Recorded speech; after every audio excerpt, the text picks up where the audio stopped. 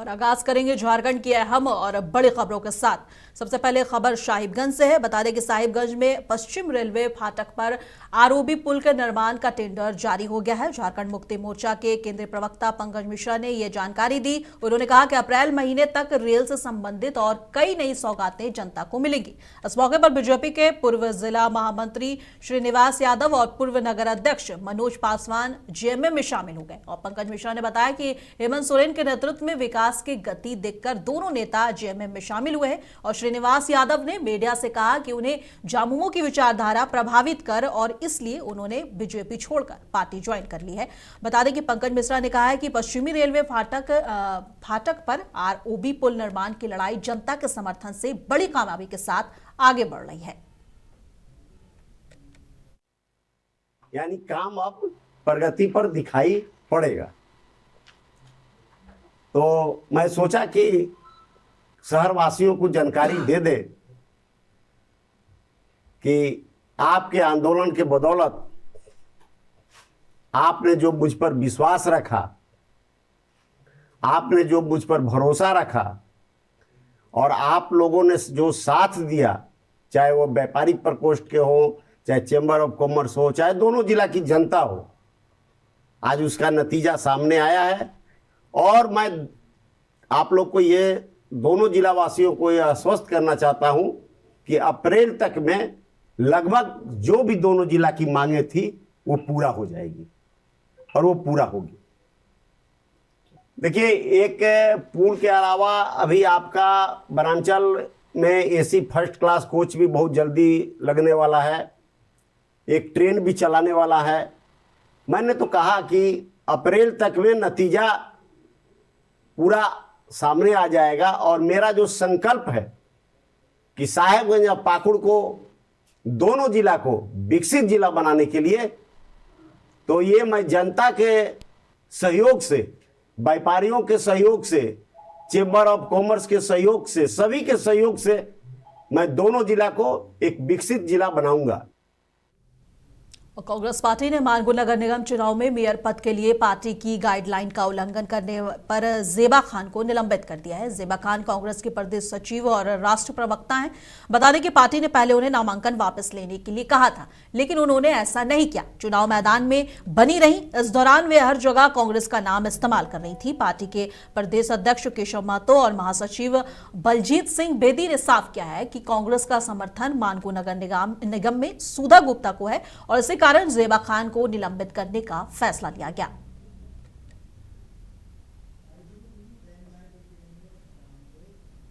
और खबर जमशेदपुर से है, जहां पूर्व मंत्री बन्ना गुप्ता आज मानगुन नगर निगम मेयर पद के प्रचार कार्यक्रम में पहुंचे। सभा के बीच वे भावुक हो गए और फूट फूट कर रोने लगे। उन्होंने कहा कि विधानसभा चुनाव के दौरान उन्हें बदनाम किया गया और हराया गया। इस पर वहां मौजूद लोग उन्हें संभालते हुए बोले, हम आपके साथ हैं। उनके साथ कई वरिष्ठ नेता भी खड़े रहे और उनका मनोबल बढ़ाया। कार्यक्रम में पत्नी सुधा गुप्ता के समर्थन में उन्होंने लोगों को चुनावी संदेश भी दिया।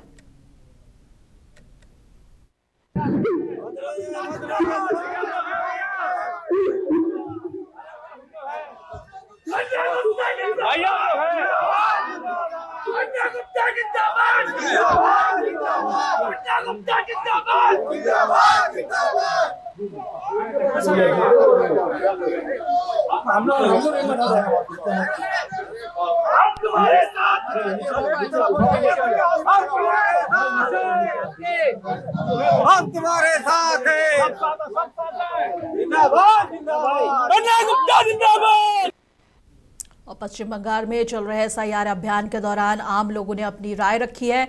लोग कह रहे हैं कि चाहे जितना भी एसआईआर किया जाए, इससे जनता की सोच नहीं बदलेगी। स्थानीय लोगों का कहना है कि ममता बनर्जी की सरकार एक बार फिर बन रही है। जनता का कहना है कि मुख्यमंत्री ममता बनर्जी ने जमीन से जुड़कर काम किया है और यही वजह है कि उनका भरोसा आज भी जनता के साथ है। एसआईआर के दौरान सामने आई इन प्रतिक्रियाओं से साफ है कि पश्चिम बंगाल की सियासत में जनता की राय सबसे अहम है।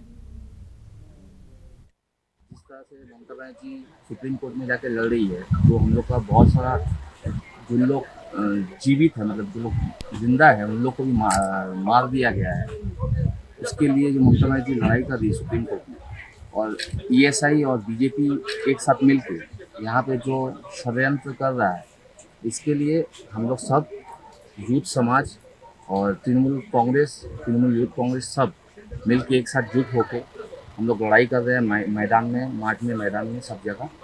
और ऐसे जितना भी ये सब कर रहा है, पर तृणमूल कांग्रेस को रोकना मुश्किल है। 2026 में जो विधानसभा इलेक्शन होने जा रहा है, इसमें क्या उम्मीद आप करें रिजल्ट?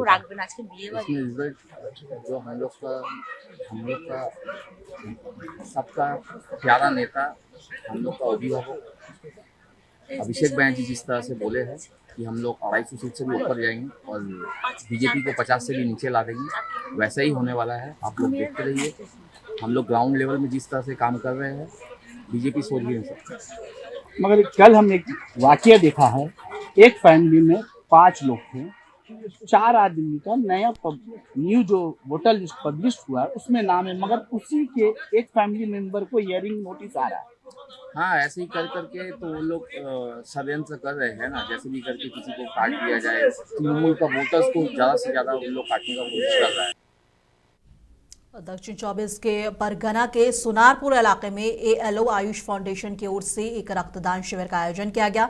इस कार्यक्रम में 100 से अधिक लोगों ने अपनी इच्छा से रक्तदान कर जरूरतमंदों की जान बचाने की में अहम योगदान दिया। शिविर का उद्देश्य समाज में मानवता और सेवा की भावना को बढ़ावा देना था। कार्यक्रम में INTTUC के उपाध्यक्ष शक्ति मंडल, मनमोहिनी विश्वास, बापी हल्दर और अलो हल्दर, राखी मुखर्जी जैसे कई सामाजिक और राजनीतिक नेता भी मौजूद रहे और सभी अतिथियों ने रक्तदाताओं का हौसला बढ़ाया और इस नेक पहल की सराहना की।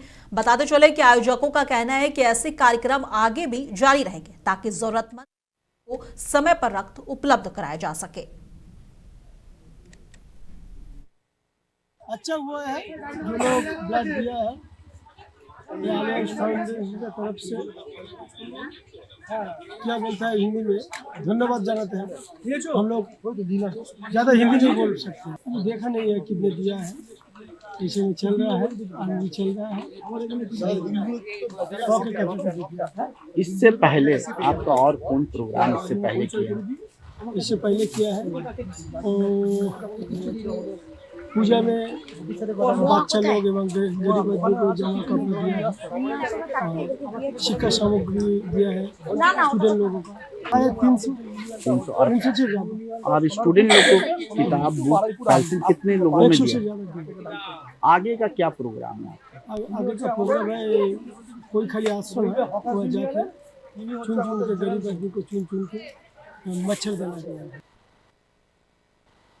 केंद्रीय मंत्री जीतन राम मांझी ने बोधगया में केंद्रीय बजट, बिहार के केंद्रीय बजट 2026-27 को लेकर प्रेस कॉन्फ्रेंस की और साथ में केंद्र बजट को लेकर भी कही। मांझी ने कहा कि बजट में MSMI सेक्टर को बड़ा प्रोत्साहन मिला है। इस क्षेत्र से न केवल रोजगार पैदा होता है बल्कि GDP और निर्यात में भी अहम योगदान मिलता है। ग्रामीण और पिछड़े इलाकों में ये लोगों के जीवन स्तर को बेहतर बनाने में मदद करेगा। उन्होंने गया और बोधगया के लिए विशेष योजनाओं की भी जानकारी दी।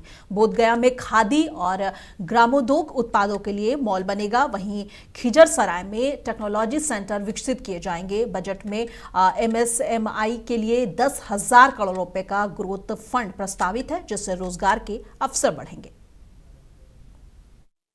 ये है और हम MSME के माध्यम से भी बता देना चाहते हैं कि हमारे बिहार में टेक्नोलॉजी सेंटर नहीं था, एक एक्सटेंशन सेंटर पटना में था।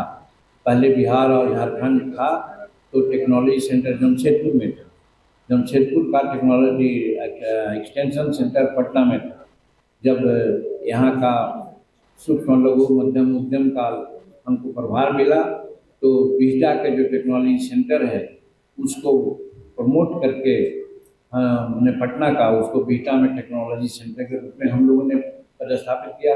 सभी मशीन आ गए हैं, कार्य शुरू हो गया है। और दूसरा टेक्नोलॉजी सेंटर जो बिहार गया का खिजरसराय में बनाया जा रहा है। आपको मैं बता दूं कि भारतवर्ष में एक ही ऐसा टेक्नोलॉजी सेंटर है कन्नौज में, उत्तर प्रदेश में, जहां सुगंध इत्र का मैन्युफैक्चरिंग होता है और संसार के लोग वहां से ले जाते हैं, आते हैं, उससे बहुत लाभ मिल रहा है भारत को।